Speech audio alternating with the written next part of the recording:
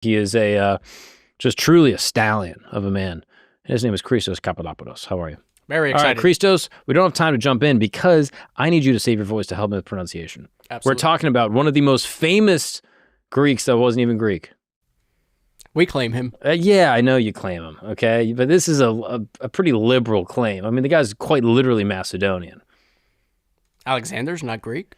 I mean, to me, your guys are all Greek, all right? I mean, you could go all the way to, like, Albania, and I'm like, yeah, they're Greek. Let's not go that far. I mean, come on, dude. Anything over there is Greek. Tunisia, that's Greece. It's all the same thing. Jokes. Anyway, let's dive in, okay? And I'm seriously, I do need help with pronunciation. I got you. Appreciate that. All right, so where do we start with old Alexander the Great, okay? I'm glad you asked. We're going to go all the way back to 356 BC. Alexander the Great was born in a town called Pella. This is the capital of the kingdom of ancient Macedonia. This was a rough, semi-barbaric state on the northern fringe of the Greek world.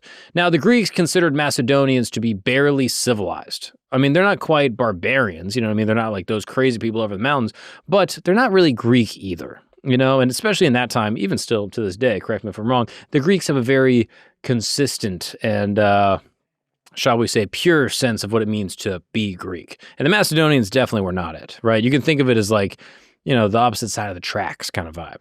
So Alexander's father was a man named Philip II, and he was a brilliant military strategist. And he literally transformed Macedonia from a backwater, kind of like small kingdom getting beaten up by all the big guys all around him to a dominant power in Greece. I mean, Philip basically invented the Macedonian phalanx, this, you know, devastating formation built around the sarissa. This is an 18-foot like spear thing. And he would basically organize his men in such a way that it was impenetrable. He basically created a man-made ancient tank that would just go around and destroy their enemies. I mean, he was truly a military genius. I mean, he wasn't a perfect guy. You know, some reports say that he would hit the ball a little too hard, a bit of a drinker. Some said he liked to fight, you know, he loved women all around him. He lost an eye in a battle one time, but none of that matters, okay? He was a military genius, and he unified Greece, I mean, by force, but he did it with an army that would have made, you know, any empire in the world nervous. He truly created just a force of nature and brought Macedonia to new heights, and Alexander was perfectly primed to take over.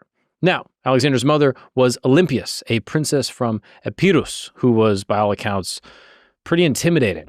Ancient sources described her sleeping with snakes as a part of religious rituals. Now, whether that's true or, you know, a metaphor, regardless, you can imagine how that would affect the people that heard that. They're like, yo, this girl sleeps with snakes. She was extremely ambitious. She was very mystical, and she convinced herself that Alexander wasn't really Philip's son at all.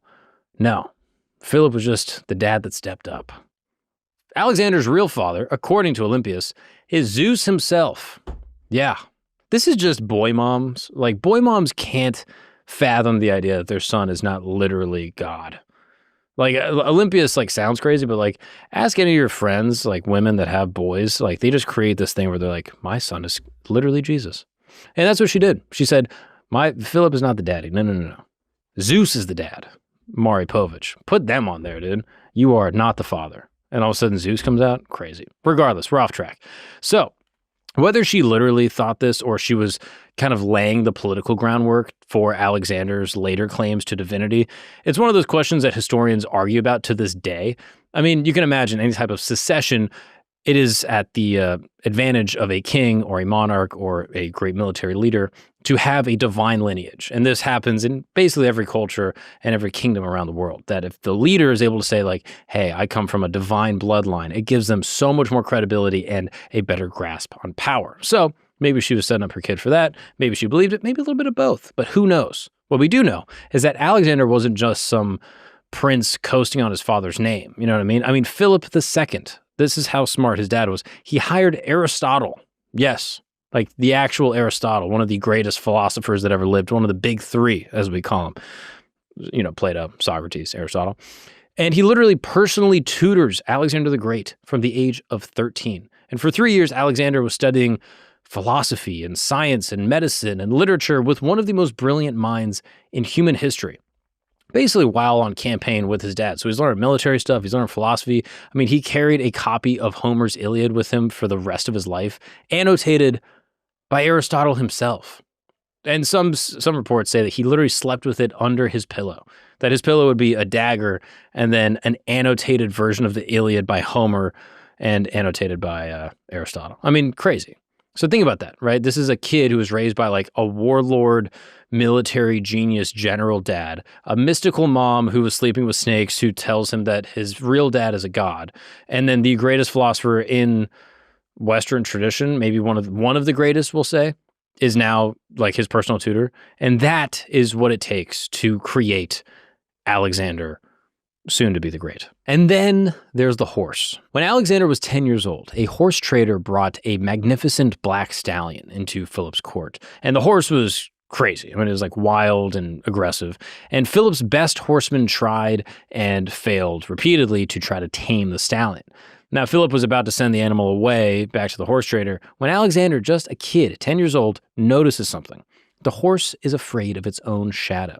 So Alexander turned the horse to face the sun so it couldn't see the shadow behind him, and then he mounted it. The horse, who went by the name of Bucephalus, became his legendary war companion for the next 20 years. I mean, it sounds like Hercules. Does it not? Like, I wonder if that's inspired by Alexander the Great. It's gotta be. Gotta be, right? Like, literally, Hercules is like the strong young child that sees like this crazy winged horse and then tames it, and then it's like his homie forever. You gotta think Olympius was like, yeah, this Hercules guy is Yeah. same story. Yeah, it's the same story, right? I mean, of course, the son of Zeus tames a horse. Now, whether that really happened or if that is kind of Plutarch's retelling of Alexander, we don't really know, but it's in the record and historians debate it to this day. Now, Philip reportedly watched this happen and said, "My son, seek out a kingdom worthy of yourself. Macedon is too small for you." I mean, understatement of the year, right? I mean, he's not wrong. Like, literally, Macedonia is way too small. You got to take over the whole world. So, in 336 BC, Philip was assassinated at his own daughter's wedding, stabbed by one of his own guards. And the motives, I mean, we did a whole episode on Philip II. You guys should check that out.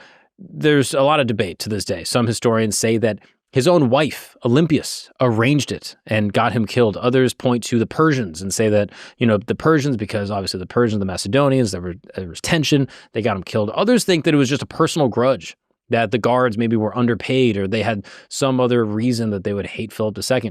No one really knows. Whatever the reason, what we do know is that Alexander became the king of Macedon at just 20 years old. And within 2 years, he would invade the largest empire on earth.